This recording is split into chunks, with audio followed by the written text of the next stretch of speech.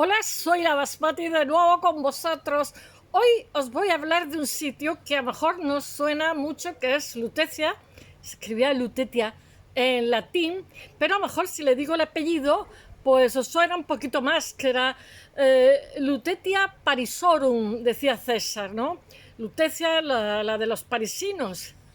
Es la antigua ubicación de París que se corresponde con el distrito 5 del barrio latino. París está llena de distritos y es muy curioso porque como no conozcan los distritos, en el caso del distrito 5 sí, porque está la Sorbona, San Michel, los anticuarios, o sea, es un lugar de, no sé, mayo de 68 está allí, ¿no? Pero hay muchísimos distritos en París porque es una megalópolis gigantesca y que no lo conozca le diría que según lo que quiera ver o lo que quiera hacer se dirija a un distrito u otro porque son como ciudades. Mi madre, la segunda vez que fue a París con sus amigas tenía 80 y tantos y fue en metro y entonces iban a voleo, donde salían y dice que llegaron a un sitio que era África, pero estuvieron encantadas, pasaron el día allí, comieron comida de no sé dónde, dice, no había un blanco, y dice que fueron súper cariñosos, que estuvieron hablando, chapurreando una especie de francés español, y después cuando llegaron al hotel se echaban las manos a la cabeza porque decían que era una no son, o sea, no zona, que es donde no entra la policía, dice mi madre. No pudieron ser más cariñosos. Otro día se fueron cerca de la ópera y se fueron a una iglesia con las tablas de la ley, ella y su amiga, y se metieron en una sinagoga. Todo es así de disparatado. París realmente es muy cosmopolita, muy cosmopolita. He elegido el tema de hoy porque pienso que con las Olimpiadas que estamos viendo de forma apasionada, por lo menos yo, porque no solamente veo a los españoles, veo a gente de otros países que me encantan, son deportistas maravillosos que han luchado por estar en un momento allí, ganar o no ganar, pero con un trabajo de locos. Y me parece emocionante. Entonces, hoy hago un homenaje a Lutecia, París. Y no sé qué contaros, porque, mirad, hoy he elegido un artículo que leí el otro día. Y entonces se sustituyen, como si dijéramos, dos arqueólogos actuales, los dos jefes de arqueología, un hombre y una mujer, y van, conforme os vaya contando cosas, ellos van a ir dando, digamos, una voz en off, opiniones distintas. Yo sí que lo conozco por historia. Sé que Lutecia, antes de ser Lutecia, era un enclave celta, de los galos celtas, porque mira, la palabra, yo ya he hablado de ese tema, la palabra mirar este pelo, esto es producto del mar. Tengo un estropajo, vamos a ubicarnos. El concepto celta aquí sí es adecuado. Realmente Lutetia es un poco heredera de la cultura de Latén, por decirlo de alguna forma, que es Suiza, Alemania, famosa cultura de Latén, ¿no? Y la palabra celta es que no me gusta demasiado porque es que aquí sí está bien empleada, pero engloba una cosa como muy confusa y como muy general. Y cuando la gente se pone a decir somos celtas, somos música celta, ni música celta ni soy celta. Yo, por ejemplo, en Galicia veo los celtas, somos celtas, pero si es donde más sangre.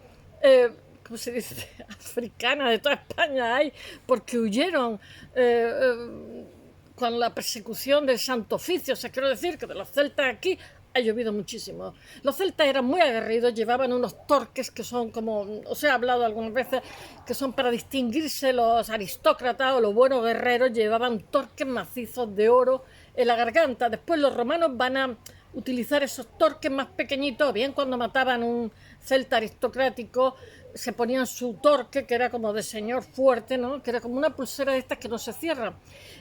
Pero los romanos lo adquirieron como si dijéramos como un honor, una honorabilidad por ser un héroe, alguien valioso. Entonces llevaban diferentes torques puestos y que eran como medallas, por decirlo de alguna forma. Bueno, pues esto pertenece a los celtas. Los celtas se ha mitificado mucho con los druidas. Los druidas, pues, ¿qué queréis que os diga?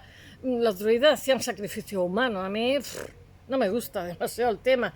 Que sí, que tenía muchísimo conocimiento de las hierbas y de los bosques, etcétera, etcétera. Ese conocimiento se perdió no hace tanto y estamos intentando volver a ello. No había eh, farmacología, o sea, la gente tenía que curarse con hierbas y sabían bastante. Bueno, prosigamos con Lutecia y Francia.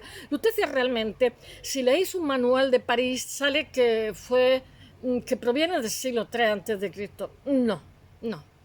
El nombre Lutecia se lo puso César y aparece en la guerra de la Galia y cuenta cosas que no se sabe si son verdad o son mentiras, porque César, como Colón, era una persona de muchísimo talento, pero tenía que justificar en su diario, que luego enviaba al Senado.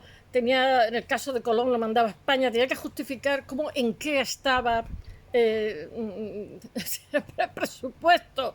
Y claro, con la iglesia hemos topado, o sea, no podía contar la verdad del todo, la contaba así entre medio, ¿no? Entonces cuenta que los lutecios, antes de ser conquistados, eran muy aguerridos y prefieren quemar ahora lo conté un poquito más organizado, prefieren quemar su aldea, ¿no? Pero nunca se sabe si eso fue o no fue verdad. En De Bellum Gallicum yo la he traducido, yo creo que la gente de mi generación hemos traducido todo, porque empezabas, esto es como el piano, cuando aprendías latín ibas de autor en autor, digamos, de más fácil a más difícil, y César era bastante fácil, pero después ibas dificultando la cosa pues con otros, yo que sé, Marco, Catulo, yo que sé, Cicerón. Yo creo que traduje ahí los 40 principales, no a todos, que me hubiera encantado, pero sí a muchos, y la gente de mi generación, casi todos, hemos aprendido el placer de la traducción del latín. Ahora pues se traducen otras cosas. Bueno, volvamos a Lutecia. ¿Por dónde iba yo? Así pues, que realmente Lutecia proviene, no Lutecia como ciudad, sino esta aldea que estaba en la isla que hay en el Sena, porque el Sena, como el Po, tiene mucho que ver, digamos, la construcción de lo que luego será la ciudad, con una pequeña islita que tiene en el interior del río, y que el río estaban unidos por dos puentes, les servía un poco como fosos. Si la cosa se ponía fea, no tenían muralla, entonces era facilísimo saquear la ciudad. De hecho, Lutecia, incluso cuando ya era fuerte, o sea, cuando era una ciudad ya más importante, que se había extendido a lo que es el distrito 5 del barrio latino y tal, pues como no tenía muralla, fue saqueada por los germanos, porque ellos, digamos, Francia no es como la conocemos. Estaba Aquitania, estaba los Narbonarum, en fin, estaba dividida y tenía la frontera con los germanos, que eran terribles, los temían todos. De hecho, la guardia pretoriana de César eran germanos, eran pues muy especiales, y bueno, y fueron saqueados por ellos. Bueno, voy a ver si os lo cuento de forma más ordenada y os lo iré. Ya os digo que primero fue una aldeíta, y que lo que pasa hoy en la ciudad más, París, la ciudad más poblada de Francia, con muchísima diferencia. ¿Y qué puedo decir? Pues que entonces no lo era. Lo que pasa es que tenía un lugar geoestratégico muy interesante, porque el Sena siempre lleva un caudal abundante y eso permitía el comercio, el tráfico, y tiene también unos alrededores que permitían una agricultura bastante pujante. Los romanos le hacen un acueducto maravilloso, del que hoy solamente quedan las ramificaciones que se hacían de las fuentes de lo que era el Sena, y eso permitió que la ciudad, digamos, esa infraestructura, porque los romanos eran muy buenos ingenieros, pero no hay nada por generación espontánea. Ellos aprendieron la construcción primero de los etruscos, que eran mucho más sofisticados, que ya os hablé el otro día, eran más sofisticados que ellos, y los griegos, que eran también gente, buenos arquitectos y buenos ingenieros, antes que los romanos. Y ellos absorbieron como en una especie, porque realmente los romanos eran muy pragmáticos, absorbieron como una especie de patchwork toda esta influencia de cosas que les gustaban de otras costumbres.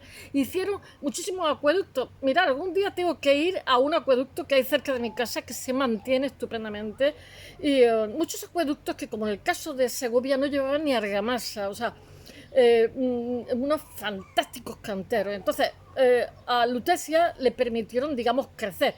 De alguna forma, cuando la conquista, eran muy inteligentes para la conquista, los romanos, lo que hicieron fue asimilarlos cuando fueron conquistados.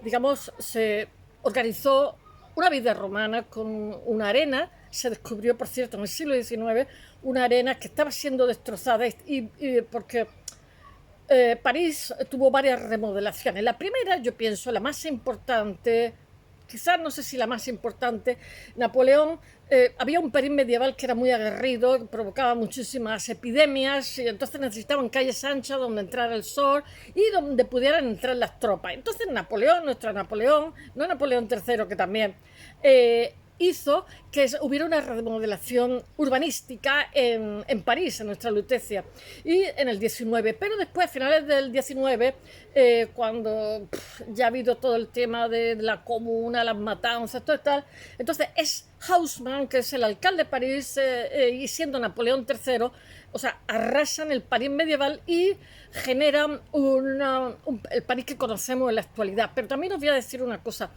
Cuando se quemaron lo que era la Lutecia antigua, o sea, la ciudad antigua celta, y se crea una ciudad en el distrito 5, se crea una ciudad a la manera de los romanos, que es a partir de la cuadrícula, como se puede ver en Barcelona. En Barcelona a mí me resulta una ciudad muy fácil, no tengo miedo a conducir, cosa que en Madrid sí, porque son cuadrículas, te equivocas, le das la vuelta a la manzana y vuelves al lugar de origen. Entonces es más fácil de circular por una ciudad así, levantada a base de cuadrículas, de manzanas, y ellos generaban la distribución espacial que hacían eran esa. Bueno, pues aquí las digresiones. Cuando está Haussmann, digamos, tirando la ciudad antigua, pues emerge la ciudad romana, de la que sabemos relativamente poco. Hace poco, en 2022-23, se encontraron 50 tumbas romanas.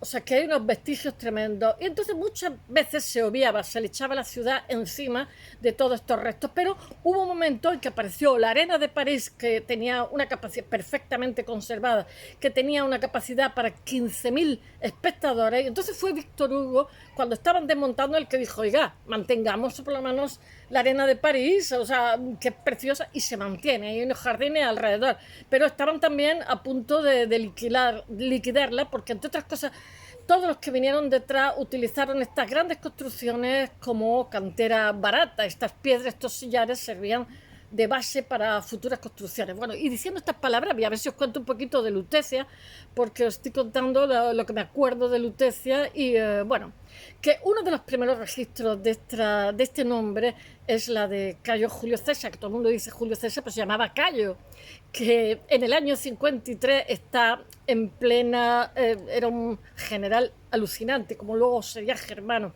está en plena conquista de la Galia.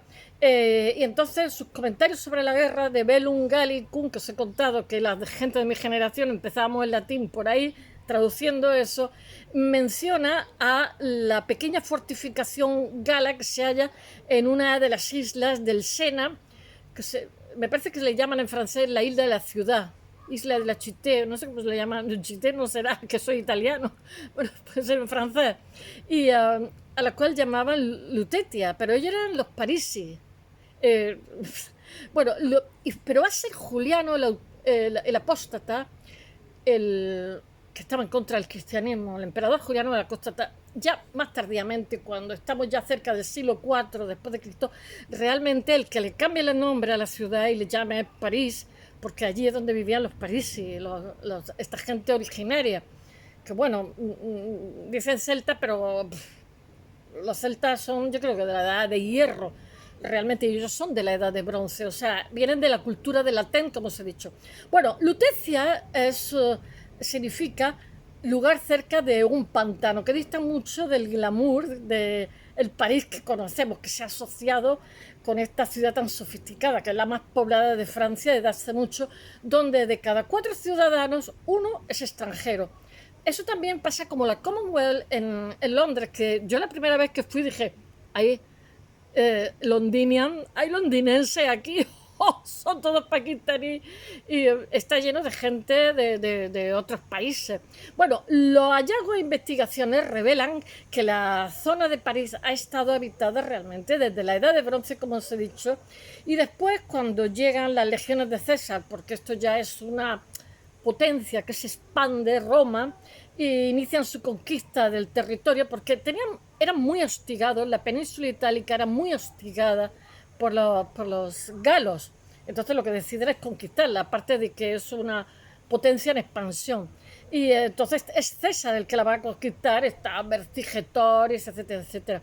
Está habitado por los parisi, Parisi con dos I, que era una tribu gala celta, como os he dicho. Y ahora os voy a contar Julian Aviani, que es jefe del Departamento de Arqueología de París, de la Alcaldía de París en estos momentos, cuya alcaldesa es española, se llama Hidalgo, que nació en Cádiz, pero su padre era republicano y tuvo que huir a París con la familia. Ella hizo derecho, ella dice que si se hubiera quedado en España jamás hubiera podido estudiar porque era gente muy pobre, y entonces Francia le brindó la oportunidad a ella y a sus hermanos de hacer carrera universitaria con becas. Es una persona maravillosa y me cae muy bien. Dice ella que cuando juega Francia-París al fútbol, que está muy contenta si gana Francia, pero tiene doble nacionalidad, pero que si gana España también está feliz. Dice que el rey es su rey también. Buena política, sabe quedar bien. Bueno, pues dice este arqueólogo: estos habitantes de París ejercen la agricultura, la ganadería y gracias al comercio a través del río Sena se hacen bastante prósperos. Dice, los parisi se instalaron en una de las islas que hay en el medio del río, y esa isla, en el Po también la tiene, en Roma, y esa isla hoy es conocida como la isla del Chité, la isla de la ciudad, que es donde será Juté, no sé, en francés, no, yo no sé francés, que es donde se encuentra una mosca, que es donde se encuentra Notre Dame de París, que se quemó y que está ya reconstruida, y los emblemáticos palacios de justicia. Bueno, los pobladores construyen un oppidum, que es una aldea fortificada, en latín, l'oppidum, la cual se comunica con ambas partes del río, porque realmente el río viene a ser como de foso, de protección a la aldea por si las cosas se ponen mal. Se comunica con ambas orillas del Sena con sendos puentes, ¿no? Pese a la defensa natural que ofrece el río, el asentamiento no puede resistir las legiones romanas. Realmente los celtas se expandieron bastante porque eran muy aguerridos, pero no pudieron hacer nada frente a unas legiones perfectamente organizadas con ejércitos de relevo, de refresco, con continuas personas que estaban cogiendo para el ejército. En fin, quiero decir que era un ejército moderno y no, por muy aguerridos que fueran, eran caóticos y dispersos, entonces los conquistaron. Pero sus ocupantes no se rindieron sin dar pelea, y sus acciones, lo que pasa es que llamaron muchísimo la atención a César, que va y escribe: el enemigo, al enterarse de la situación del avance de las tropas romanas, prende fuego a Lutecia y ordena derribar los puentes de esa ciudad. Ellos parten hacia el pantano y toman posiciones a la orilla del Sena. Esto que escribió César no se sabe si sí o si no, como la mayoría de cosas que escribió César y como la mayoría de cosas que escribió Colón. A saber, pero bueno, que sí, que eran muy aguerridos y eran gente orgullosa, lo cual dice mucho y bien de ellos. Entonces nos dice el arqueólogo Abinain, dice: es difícil responder a la importancia del asentamiento galo porque hasta ahora no hemos encontrado restos de la población gala. Pues efectivamente, pues una ciudad tan repoblada han construido y construido y construido. Dice, creemos que era solo una fortificación y que los romanos debían hacerse con ella para continuar el proceso de conquista de la Galia y controlar el río. Claro, porque los suministros de los romanos, eso lo hemos traducido, el trigo, pues venía a través del río. La arqueóloga Sylvie Robin, jefa del Departamento de Arqueología del Museo Carnavalet de París, cree que la conquista de Lutecia, lo que pasa, fue fundamental y estratégica para los romanos. Pues no sé qué decirte, porque quizás geoestratégicamente ocuparon un punto especial que era buena para los romanos, pero eran 4 moscas, o sea, no nos equivoquemos aquí a la hora de inventarnos, reinventarnos. Eso es muy de los países desarrollados, reinventamos el pasado. Bueno, dice, tras imponerse a los parisi, los victoriosos romanos conquistaron toda la Galia, donde desarrollaron una red de rutas terrestres, hicieron muchísimos acueductos, muchísimas azudes, o sea, los mejores ingenieros que ha habido han sido romanos y árabes. Por eso han tenido las ciudades de 1 millón de habitantes, con una infraestructura que de otra manera no se hubiera podido tener, dice. Bueno, tras imponerse a los parisios, los victoriosos romanos conquistaron toda la Galia, donde desarrollaron una red de rutas terrestres y fluviales para impulsar el comercio entre las principales ciudades. La llamada red de Agripa incluía una carretera de Lyon a Bolonia. Hicieron unas carreteras maravillosas, porque esas carreteras se inundaban, porque Francia tiene unos inviernos duros, menos duros que Alemania y que los escandinavos, pero más duros que los españoles y los italianos. Entonces se llenaban de barro, de agua, etc.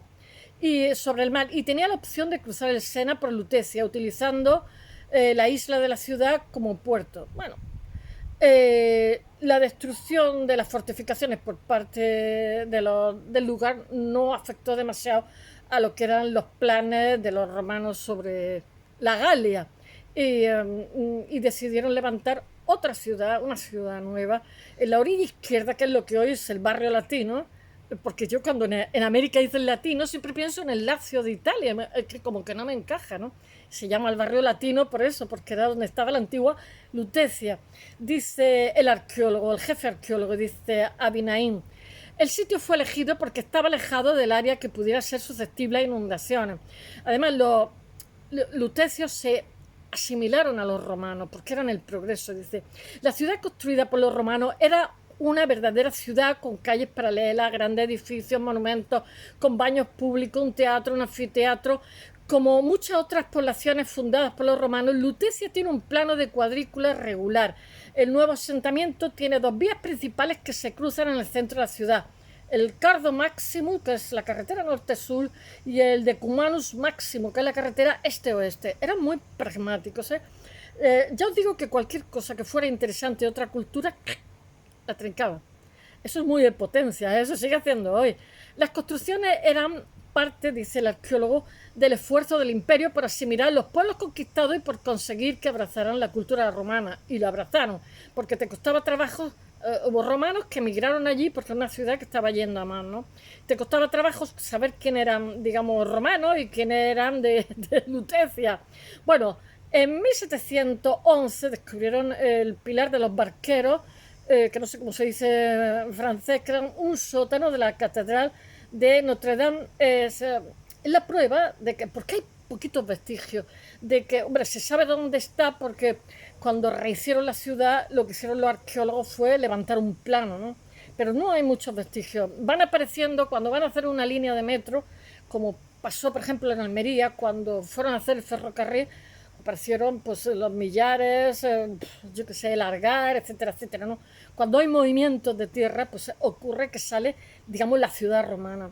Pero bueno, que hay pruebas de lo que fue esta asimilación, que realmente lo que pasa es que se dio paulatinamente. En la columna de piedra hay esculpidos relieves que datan del siglo I antes de Cristo, y las calles se mezclan con las figuras de dioses romanos, con las asimilaron tanto de Júpiter. Eso pasaba, ¿no? Lo mismo que se hace un crowdfunding de muchas veces de las lenguas, se hace también de los dioses. O sea, nos quedamos con los nuestros y asimilamos los de otros, ¿no? Y entonces, pues en esta figura esculpida, lo mismo está Júpiter, como hay otros dioses del panteón de los celtas. Pero las obras de la nueva localidad, de la nueva ciudad, no comienzan de inmediato. Y hay que esperar hasta los inicios del reinado de Augusto, el de la Pax Romana, el emperador, que 50 años más tarde, después de la derrota de los Parisi, para que Lutecia empiece a ser una urbe poderosa, empieza a surgir. Dice el arqueólogo de la alcaldía de Roma, dice, al principio en la ciudad solo se instaló una guarnición del ejército romano, la cual buscaba contrarrestar posibles amenazas del frente oriental de la Galia y vigilar a los locales. Pero a pesar de su renacimiento, en comparación con otros asentamientos en Francia, era inferior, porque Lutecia no era muy grande y la superficie de Lutecia abarcaba como 70 hectáreas y su población, lo que pasa es que tenía como 10.000 habitantes aproximadamente, dice el arqueólogo. Durante el Imperio, os leo cositas así porque me acuerdo de cosas, y dice, durante el Imperio nunca llegó a ser un sitio de primera clase como Lyon o Treveris en Alemania. Dice, era una población mediana, pero creció gracias a que tenía un río en el cual había un intercambio de mercancías, se dio muchísimo el comercio, el cual fomentaba el comercio. Y por ello, cuando cayó el Imperio, dice, los francos lo escogieron como capital de su reino. Y después hay otra arqueóloga que se llama Robin, de allí también, de la alcaldía, dice, las excavaciones realizadas en París desde el siglo XIX han revelado que en tiempos romanos en esta ciudad se realizaban todas las actividades habituales de la urbe de la época. Se comerciaba con vino, cerámica, así como con productos alimenticios. Está claro que la ubicación en el río Sena, que es bastante caudaloso, favoreció el crecimiento y posterior desarrollo de lo que sería Lutecia y luego París. Bueno, para el siglo IV después de Cristo, que es cuando ya el Imperio Romano está de capa caída, que está en declive, y las sucesivas invasiones bárbaras de los ostrogodos, los reintervintos, no sé qué, todos los nombres, hacen que el centro de la urbe vuelva a la isla de la ciudad porque había una grandísima inseguridad. Y los habitantes lo que pasa es que comienzan a concentrarse como en la antigüedad para protegerse de los potenciales enemigos que asaltan la ciudad y la saquean. Entonces, por esta época lo que pasa es que uno de los últimos gobernantes romanos, como os he contado, que es Juliano II, Juliano el Apóstata, que tenía un rechazo hacia el cristianismo, se le llamó así, ese sobrenombre, ese apellido. Lo que pasa es que se proclama emperador de Lutecia y rebautiza la ciudad como París por sus antiguos habitantes, los parisi, que tenían ese nombre, y realmente se adecua más a lo que había sido.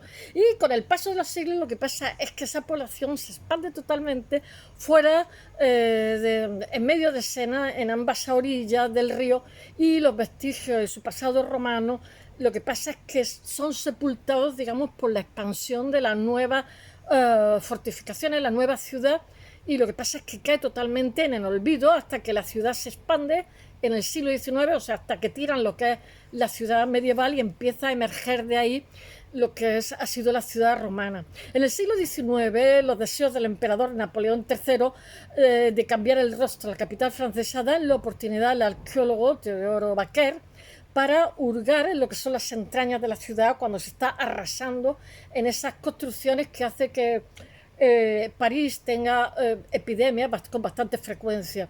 Dice Abinain, el arqueólogo de la alcaldía, dice, a medida que George Eugene Haussmann,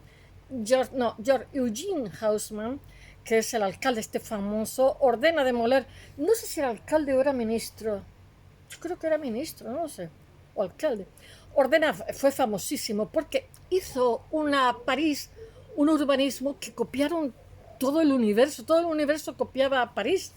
Dice, a medida que George Eugene Haussmann ordena demoler parte de la vieja ciudad medieval para levantar construcciones como el Teatro de la Ópera y los bulevares que hoy fascinan a turistas, bueno, de los lobos, Caperucita, Baker aprovecha para conducir excavaciones y desenterrar restos de la ciudad romana. Baker fue quien dibujó los primeros mapas con los restos romanos y identificó la arena que la guardaron de milagro, porque la estaban desmantelando. Pues identificó la arena, los baños, el anfiteatro, el foro. Claro, emerge la ciudad antigua totalmente intacta. En 2003, lo que pasa es que la desmantelaron, no nos engañemos, casi entera. En 2023, durante obras de remodelación de una céntrica estación de trenes, lo que pasa es que encuentran una necrópolis romana de 50 tumbas. Y dice Abiaín, dice, a lo largo del siglo XIX y en lo que va del XXI, las excavaciones de la ciudad han continuado. Hasta ahora se han realizado en 2000 puntos. Mirad, los que vayan a París a ver a los españoles, no solamente hay una plaza en la Concordia y tal, también hay museos donde podéis ver estos restos romanos que son súper interesantes, y también podéis visitar la ciudad romana que está ahí. Bueno, el año pasado, durante una obra de remodelación a una ¿cómo se dice? Estación de tren del 19, se encontraron 50 tumbas en la necrópolis de la época de la Lutecia romana, que es un descubrimiento. Lo que pasa es que piensan que ayudarán muchísimo a entender mejor, porque se desconoce las costumbres de lo que eran los antiguos parisinos romanizados. Algunos de los monumentos de la época de los Césares, lo que pasa es que han sobrevivido al paso del tiempo y se pueden visitar hoy. Uno de ellos es la Arena, que os he dicho, que está ubicada en el distrito 5, el distrito latino, precisamente porque fue la antigua Lutecia romana de la ciudad, aunque quizás el más conocido sean las famosas termas de Cluny, donde el abate hizo allí ¿cómo se llama? Monasterio, las cuales son uno de los mejores exponentes de los baños romanos que hay en Europa. Espero que os haya gustado y que os haya agradado lo que es la Lutecia de París. Hasta mañana, bye.